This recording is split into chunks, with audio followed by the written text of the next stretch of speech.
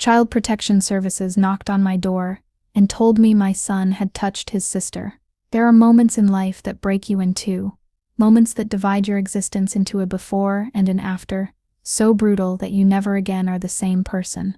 On the 23rd of March, 2023, at 7:42 in the morning, my entire world crumbled with 3 sharp knocks on my front door. I was in the kitchen, making breakfast like any other Thursday. The smell of freshly brewed coffee filled the air, and through the window came that golden dawn light that had always seemed comforting to me. My husband Daniel had already left for work 20 minutes earlier. The children were still sleeping, Sebastian, 14 years old, in his room on the 2nd floor, and Valentina, my little 8-year-old girl, in hers, right next door. Everything seemed normal. Everything seemed peaceful. And then, those 3 knocks. They were not normal knocks. They were not the knocks of a neighbor asking for sugar or a delivery person dropping off a package. They were knocks that echoed through the entire house, knocks that carried something dark within them, something my maternal instinct recognized before my mind could process it. I walked to the door with my heart pounding in my throat. Through the frosted glass I could make out 2 silhouettes, a woman and a man, both dressed formally. When I opened it, the woman stepped forward. She had her hair pulled back in a tight bun, black framed glasses, and in her hand she held a folder that, without my yet knowing, contained the words that would destroy everything I thought I knew about my family. "Good morning. Are you Mrs. Camila Herrera de Mendoza?" she asked, in a voice that tried to sound neutral but exuded a professional coldness that froze my blood. "Yes, that's me," I replied, gripping the edge of my cotton robe as if it were a shield. "I am Licenciada Patricia Vega, from the Department of Child Protection, and this is my colleague, Licenciado Roberto Almanza. May we come in? We need to speak with you about an urgent matter concerning your children." My children. Those 2 words hit me like a punch to the stomach. I opened the door completely and let them in, leading them to the living room where just 24 hours earlier, we had been watching a family movie, eating popcorn, and laughing at Sebastian's silly jokes. They sat on the beige sofa that Daniel and I had bought when we moved into this house 10 years ago, when we were still a young couple full of dreams, when Sebastian was only 4 years old, and Valentina didn't even exist in our plans. Licenciada Vega opened her folder and looked directly into my eyes. At that moment, time stopped. I remember every detail with a terrifying clarity, the sound of the wall clock marking the seconds, the aroma of coffee cooling in the kitchen, the patch of sunlight falling on the carpet forming a perfect rectangle. "Mrs. Mendoza," she began, and her voice sounded like the prelude to an earthquake. "Yesterday afternoon we received a report from the elementary school where your daughter Valentina attends. One of the teachers noticed unusual behavior in the girl during physical education class, and after a private conversation, Valentina revealed very concerning information." My heart stopped beating for a second. Perhaps 2. "What kind of information?" I asked, and my voice sounded strange, as if coming from far away, as if it belonged to someone else. The licenciada exchanged a look with her colleague before continuing. "Mrs. Mendoza, your daughter stated that her brother Sebastian has had inappropriate physical contact with her on multiple occasions over the past several months." The words fell on me like blocks of concrete. I felt the floor opening beneath my feet, the walls of my house closing in, the air becoming thick and unbreathable. My mind refused to process what I had just heard. It was impossible. It was absolutely impossible. "That can't be true," I said, and my voice cracked on the last word. "Sebastian would never do such a thing. He loves his sister. He protects her. They are siblings. We understand this is extremely difficult to absorb." Licenciado Almanza intervened for the first time, with a tone that pretended to be compassionate, but to me sounded like a death sentence. "But we have a legal obligation to investigate all reports of this nature. We need to speak with both children separately, and we will also need you to provide information about the family dynamics." Everything that came after that moment is a blur of tears, questions, forms, and accusatory looks. I called Daniel, who arrived in less than 15 minutes with a disfigured face and eyes filled with a confusion that reflected exactly what I felt. The social workers first spoke with Valentina in her room while we waited in the living room, holding hands like 2 castaways in the middle of a storm. Then they went upstairs to wake Sebastian. I will never forget my son's face when he came down the stairs escorted by the two officials. His hair was tousled from sleep, his eyes swollen, and he had an expression of absolute terror that broke my soul. He looked at me seeking explanations, seeking protection, and I could give him neither. "Mom, what's going on?" he asked, and his voice sounded so small, so vulnerable, so different from the voice of the teenager who thought he was invincible. I couldn't answer him. Words stuck in my throat like stones. Daniel took a step towards him, but Licenciado Almanza raised a hand. "Sebastian, we need to ask you some questions. Your parents will wait here." And they took him to the kitchen, to that space where we had so often shared laughter and conversations, where I had taught him how to make his first birthday cake, where I had healed his scraped knees with kisses and cartoon band-aids. The next 45 minutes were the longest of my life. Daniel paced back and forth in the living room like a caged animal, muttering incoherent phrases about lawyers and rights, and how this all had to be a misunderstanding. I remained seated on the sofa, motionless, feeling how each passing second ripped away a piece of the life I knew. When the officials finally came down with Sebastian, the expression on my son's face had changed. There was no longer fear. There was something worse. There was shame. A shame so deep, so devastating, that it seemed to have aged him 10 years in less than an hour. "Mr. and Mrs. Mendoza," said Licenciada Vega, consulting her notes, "based on the interviews conducted, we have determined there is sufficient evidence to open a formal investigation. Sebastian has admitted to having physical contact with his sister that can be classified as inappropriate." The world stopped turning. Daniel collapsed into the armchair as if he had been shot. I felt like I would vomit, faint, die right there in my own living room. I looked at my son, at that boy I had carried in my arms, who I had fed from my breast, who had been my first love, my first everything, and I didn't recognize him. "Sebastian," I whispered, and his name sounded like a broken prayer. He didn't look at me. He kept his eyes fixed on the floor, with his fists clenched at his sides, trembling like a leaf in an autumn storm. "You will have to appear tomorrow at our offices for a more detailed evaluation," continued the licenciata, handing Daniel a card. "In the meantime, and as protocol, we strongly recommend that Sebastian not have unsupervised contact with Valentina. We understand this is difficult, but it is a necessary protective measure." I don't remember how they left. I don't remember if I opened the door for them or if they left on their own. The only thing I remember is the silence that remained afterward. A silence so dense it seemed to have its own weight, a silence that threatened to suffocate us all. Daniel was the first to speak. "Sebastian," he said, and his voice sounded like the growl of a wounded animal. "What the hell did you do?" "Daniel, wait." I tried to intervene, but my husband ignored me.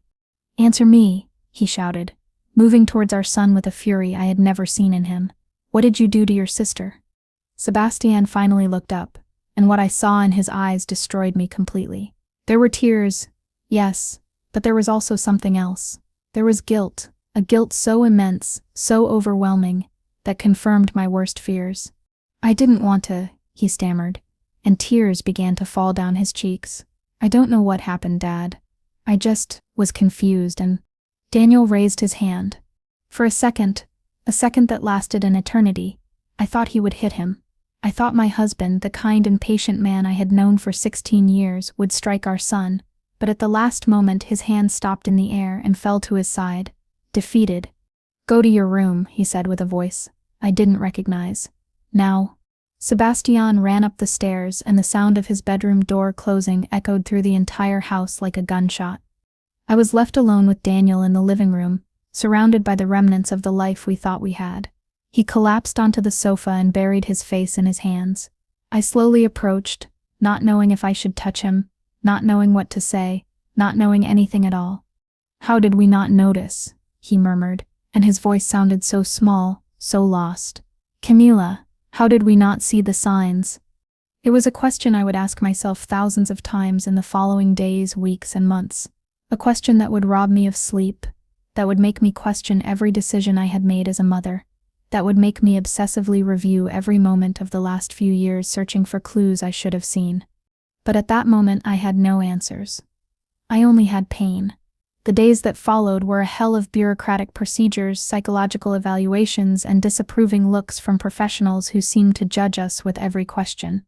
Valentina was interviewed by a child psychologist specializing in abuse cases, a woman with graying hair and kind eyes who explained to us that the process would be long and delicate. "The most important thing now is your daughter's emotional safety," she told us in a private meeting. "Valentina needs to feel heard, protected, and above all, not guilty." Many children in her situation develop feelings of guilt because they believe they somehow caused what happened to them. Those words shattered me. The idea that my little girl, my baby, could be blaming herself for something that was not her responsibility was unbearable to me. Daniel and I barely spoke. The tension between us was an invisible but impenetrable wall. He slept in the guest room, claiming he needed space to process. But I knew the truth was more complex. We blamed each other without saying it out loud. Every look we exchanged was loaded with silent accusations. Why weren't you more present? Why didn't you supervise better? How did you not notice? Sebastian spent his days locked in his room, coming out only for meals he barely touched, and for mandatory appointments with the psychologist assigned to him. He had temporarily stopped going to school, a decision we made to avoid the rumors that would inevitably arise. In a small town like ours, secrets don't last long. One night, approximately 2 weeks after our life had fallen apart, I mustered the courage to enter my son's room. I had gone nights without sleeping, plagued by questions I needed to ask, but was afraid to formulate. I needed to understand. I needed to hear from his own lips what had happened. I gently knocked on the door. "Sebastian, can I come in?" A long silence preceded his response. "Yes." I opened the door and found him sitting on the edge of the bed, looking out the window at the darkness of the garden. His room, which before was a chaos of rock band posters, science fiction books, and clothes thrown everywhere, was now arranged in an almost obsessive manner. It was as if he had tried to control something, anything, in the midst of all the chaos. I sat down beside him without saying anything. The silence between us was heavy, but strangely not uncomfortable. It was the silence of two people who have lost their words, who no longer know how to communicate. "I know you hate me," he finally said, without looking at me. "I don't hate you," I replied, and I was surprised to discover it was true. "I'm confused. I'm scared. I'm devastated, but I don't hate you. You are my son." He turned his head to look at me, and in his eyes I saw the boy he once was. The boy who ran to me after school with drawings he had made in class. The boy who asked me to sing him songs before bed. The boy who told me I was the best mom in the whole wide world. "Mom, I didn't want to hurt Vale," he said, and his voice broke. "I swear I didn't. She's my sister. I love her. But I was confused. I was seeing things on the internet, things that made me feel weird things, and I had no one to talk to. I felt my heart break into 1,000 pieces, but I also felt something else, a deep rage, not towards my son, but towards myself, towards Daniel, towards the world that had allowed a 14-year-old boy to navigate the murky waters of sexuality without any guidance or protection. "What kind of things were you watching?" I asked, trying to keep my voice steady. Sebastian looked down, clearly ashamed. "Videos, on the phone." It started as curiosity because the kids at school talked about it and I didn't want to feel excluded. But then I couldn't stop. They made me feel things I didn't understand. And one night, when Vale came to my room because she had a nightmare, he couldn't continue. Tears choked his words, and I felt like I was choking along with him. Everything began to make sense in a horrible way. In recent months, Sebastian had been more reserved, more irritable, spending more time locked in his room with his phone. We had assumed it was normal, that it was a teenage thing, that all boys his age were like that. We never thought to check what he was doing. We never had that awkward but necessary conversation about sexuality, about boundaries, about what is appropriate and what is not. We had failed. As parents, we had failed monumentally. "Sebastian," I said, taking his hand in mine, "what you did was wrong, very wrong, and there will be consequences, and it will be a long and difficult road for everyone. But you are also a child who was confused, and who did not receive the guidance he needed, and that is also our responsibility." He looked at me with a mixture of disbelief and hope. "Do you forgive me?" It was a question loaded with so much weight, I felt it could crush me. Did I forgive him? Could I forgive something like that? Did I even have the right to forgive when I was not the direct victim? Forgiveness is a process, son, I responded honestly. I can't promise you things will go back to how they were before because they won't. But I can promise you I won't abandon you, that we will seek help together, that we will get through this somehow. That night, for the first time since the nightmare began, Sebastian fell asleep while I stroked his hair, just like when he was little. And for the first time, I felt a tiny ray of hope piercing the darkness. But hope, in moments like this, is a luxury you cannot afford for long. The following months were an emotional roller coaster.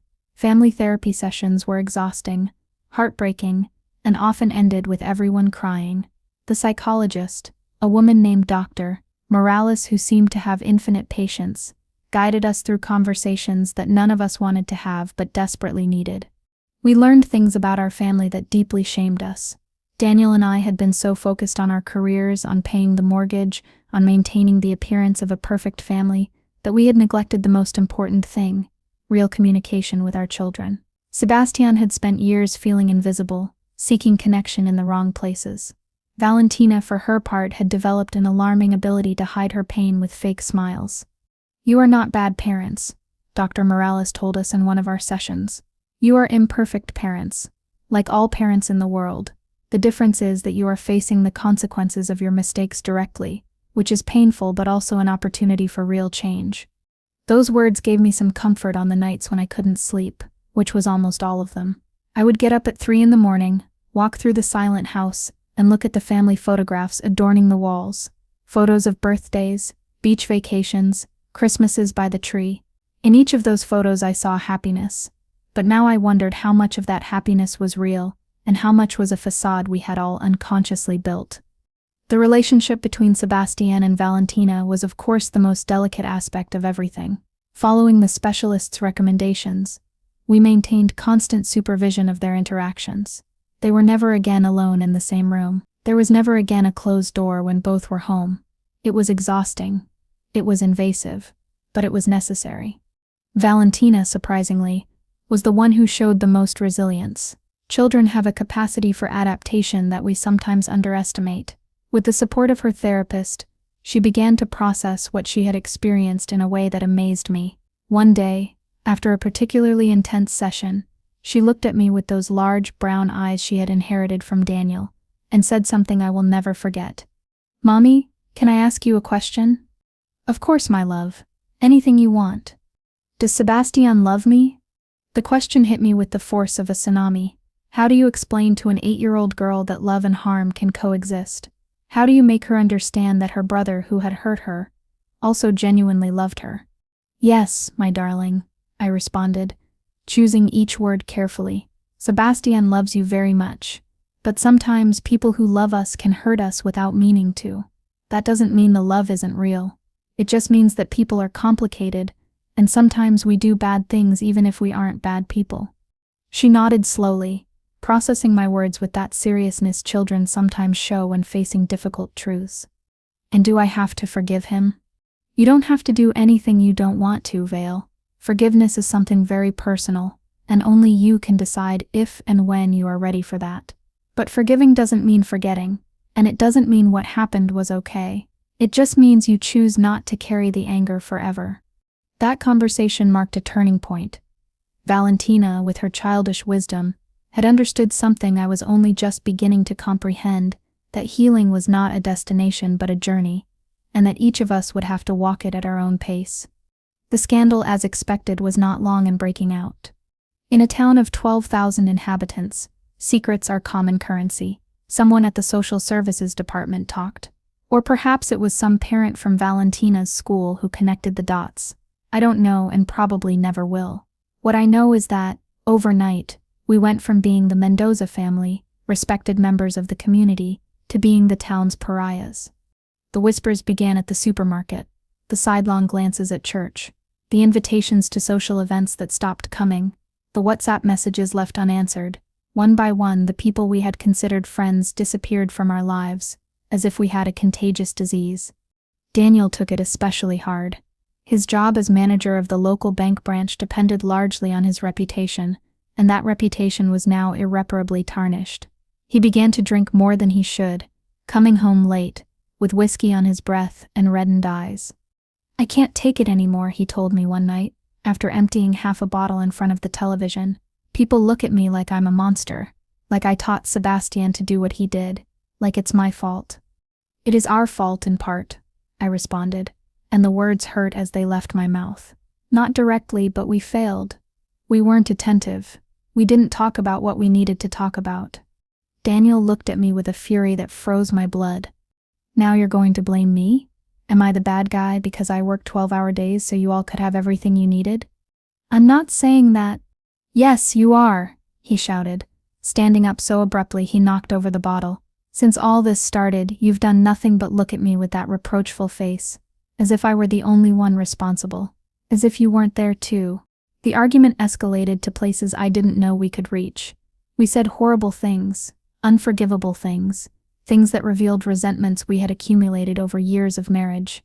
That night, Daniel didn't sleep in the guest room. He slept in his car, parked in front of the house like a stranger. The next morning when the children asked about him, I told them he had to go to work early. It was the first of many lies I would tell them in the following months. White lies designed to protect them from the most painful truth of all, that their family was falling apart. The breaking point came 3 months after the day they knocked on my door. It was a Sunday afternoon, one of those gray winter Sundays when the sky looks like a dirty sheet and the cold seeps into your bones. The 4 of us were in the living room, a scene that hadn't happened in months. Daniel had stopped drinking, or at least drastically reduced his consumption, and we had started couples therapy in addition to family therapy. Things weren't okay, but they were better. Or so we thought. Valentina was drawing at the dining table. Sebastian was reading a book on the sofa, meters away from his sister but visible to everyone. Daniel and I were reviewing the month's bills, trying to juggle a budget that had become increasingly tight since he lost his job. Yes, he had been fired. Corporate restructuring, they said officially, but we all knew the real reason. The bank didn't want the shadow of our family scandal to fall on its public image. Suddenly, Valentina looked up from her drawing and said something that paralyzed us all. "Sebastian, can you teach me how to draw a horse? Mine always look ugly." The silence that followed was deafening. The 4 of us exchanged looks, each trying to decipher the other's expressions. It was the first time since the incident that Valentina had directly asked her brother for something, the first time she had shown any kind of voluntary approach. Sebastian looked at me, seeking permission, and in his eyes I saw something I hadn't seen in months: hope. I nodded slowly. He got up from the sofa with caution, as if walking on glass, and approached the dining table. He kept a prudent distance, as he had been taught in therapy, but leaned in enough to see his sister's drawing. "Look, the trick is in the legs," he said, his voice barely a whisper. "If you make them a little curved here, they look more real." Daniel and I watched the scene holding our breath. It was such a small moment, so insignificant in appearance, but for us it was monumental. It was the first stone in a bridge we had believed destroyed forever. That night, after the children were asleep, Daniel and I sat on the back porch, wrapped in blankets against the cold. The sky was clear for the first time in weeks, and the stars shone with a clarity that seemed unreal. "Do you think we'll make it?" asked Daniel, and his voice sounded vulnerable in a way he rarely showed. "Do you think we can be a family again?" It was a question I also constantly asked myself. Could we go back to what we were? No, that was impossible. What we were before was dead, buried under layers of pain, shame, and uncovered secrets. But perhaps, just perhaps, we could build something new, something different, but not necessarily worse. "I don't know," I answered honestly, "but I think it's worth trying." Daniel took my hand in the darkness, and for the first time in a long time I didn't let go. 1 year after the day that changed everything, things had changed in ways I could never have predicted. We moved. We left behind the town where we had built our lives for over a decade and settled in a city 300 kilometers away. It was painful to leave everything known, but it was also liberating. In our new home, no one knew our story. We were simply the Mendozas, the family that had just moved to the block. Sebastian turned 15 in our new house. He continued attending weekly therapy, and his psychologist's reports were encouraging. He had developed control mechanisms, had processed much of the guilt, and had learned to talk about his emotions in ways that would have seemed impossible before. Therapy saved his life, Dr. Morales told me in our last session before the move. And you did too. Many parents in your situation abandon their children, send them away, discard them as damaged. You chose to stay. You chose to fight. That will make a difference in who Sebastian becomes as an adult. Valentina also blossomed in unexpected ways. Her new school had an art program she was passionate about, and she found in painting a way to express emotions that words could not capture. Her paintings, full of vibrant colors and abstract shapes, began to gain recognition in local competitions. One day, while helping her mount one of her works for a school exhibition, she pointed out a detail I hadn't noticed before. "See this, Mommy?" she asked, indicating a section of the painting where dark tones gradually mixed with lighter colors. "My teacher says it represents transition, that it shows how things can go from darkness to light." I looked at her, amazed at the depth of my 9-year-old daughter. "Is that what it means to you?" She nodded slowly. "It's like us. At first everything was dark and ugly and scary, but now there are more colors. There are still dark parts, but they don't take up all the space anymore." I hugged my daughter so tightly I probably cut off her breath, but she didn't complain. She just hugged me back with the same intensity. "I love you, Vale," I whispered against her hair. "I love you too, Mommy, and I love Daddy. And," she paused as if gathering courage, "and I love Sebastian, even though sometimes it's hard." Those words were, perhaps, the most precious gift I received in all that time. My daughter's forgiveness, fragile and partial but genuine, was more than I had dared to hope for. I don't want you to think everything was easy after that. It wasn't. There were relapses. There were nights of crying. There were moments when Daniel and I were on the verge of giving up on each other. There were days when Sebastian would close in on himself again, consumed by a shame that would probably accompany him for life. There were moments when Valentina showed signs of anxiety that required immediate attention. Healing, I learned, is not an event but a process. It is an endless series of small steps forward and occasional stumbles backward. It is learning to live with scars that will never completely disappear, but that can stop hurting over time. 2 years after that March 23rd that divided my life in two, I found myself sitting in the living room of our new house, surrounded by boxes we still hadn't finished unpacking. Daniel was in the kitchen making dinner. An activity he had discovered helped him relax after work. Sebastian was doing homework at the dining table, listening to music with his headphones. Valentina was watching cartoons on the television, lying on her stomach on the carpet. It was an everyday scene, ordinary, almost boring, and yet, for me, it was extraordinary, because we had gotten there. We had gone through hell and come out the other side, bruised but alive, separated but together somehow.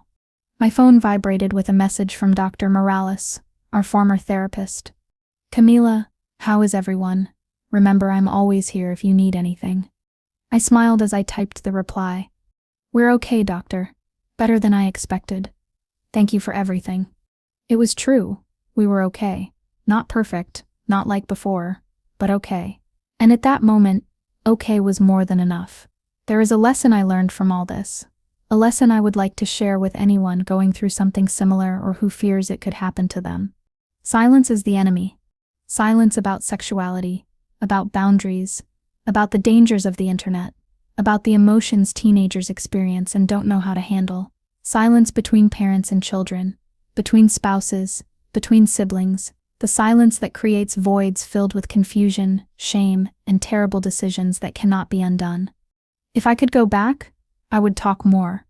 I would ask more. I would listen more. I wouldn't assume my children were okay, just because they showed no obvious signs to the contrary. I wouldn't let the discomfort of certain conversations keep me from having them. But I can't go back. None of us can.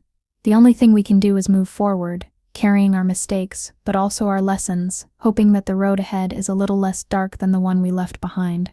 The other day, while going through old photographs in the attic of our new house, I found an image I had forgotten existed. It was from about 6 years ago on a family beach vacation. Sebastian was 8, and Valentina was just 2. In the photo, he was holding her in his arms while she slept, with an expression of such pure tenderness it broke my heart. I stared at that image for a long time, feeling a whirlwind of emotions I couldn't name. Pain for what had been lost, guilt for what we didn't prevent, but also, surprisingly, hope. Because the boy in that photo, that boy who looked at his sister with so much love, still existed. He was buried under layers of trauma and shame, but he was still there, and with help, with time, with unconditional love, perhaps he could emerge again. I went downstairs with the photo in my hand and put it in a frame, placing it on the mantelpiece alongside the others. Valentina saw it first. "Look, Siba," she exclaimed. "You were so little, and I was a baby." Sebastian approached cautiously, looking at the image with an unreadable expression. "Yeah," he finally said, and his voice sounded hoarse. "We were very little." They exchanged a look that lasted barely a second, but which contained years of history, of pain, of resentment, and also perhaps of incipient forgiveness. Can I tell you something, Vale?" asked Sebastian, and I saw his hands trembling. Valentina looked at him with those large, wise eyes she had, those eyes that had seen too much for her age. "Sure. I'm so sorry for what I did to you," he said, and the words came out rushed, as if he had kept them for too long. "I know I've said it before, but I want you to know I'm truly sorry, every day, and that I'm working very hard to be better, to be the brother I should have been from the start." The silence that followed was dense, loaded with meaning. Valentina didn't respond immediately. Instead, she walked slowly toward her brother, and to everyone's surprise, hugged him. It was a brief hug, almost tentative, but it was a hug, the first in over 2 years. "I know, Siba," she said. "I'm working on that too." Daniel and I watched the scene from the other side of the living room, holding hands, with tears falling silently down our cheeks. It wasn't the end of our journey. There would probably never be a definitive end, a moment when we could say we are healed and move on without looking back. But it was a step, a small, beautiful, painful step towards something that vaguely resembled hope. If you are reading this and feel identified, if you have lived through something similar, or fear it could happen to you, I want to leave you with some final words. First, seek help. Don't try to handle this alone. There are trained professionals who have seen cases like yours, and who can guide you through this dark labyrinth. You don't have to have all the answers. You don't have to be perfect. You just have to take the first step. Second, don't abandon your children. Neither the one who was the victim nor the one who was the perpetrator. They both need you, though in different ways. The temptation to walk away, to pretend it's not happening, to blame and punish without understanding, is enormous. Resist it. Punishment without rehabilitation heals nothing. It only buries the pain so it can resurface later, bigger and more destructive. Third, take care of your own well-being. You cannot save your family if you destroy yourself in the process. Seek your own therapy. Find your own support system. Allow yourself to feel everything you need to feel, the pain, the rage, the guilt, the shame.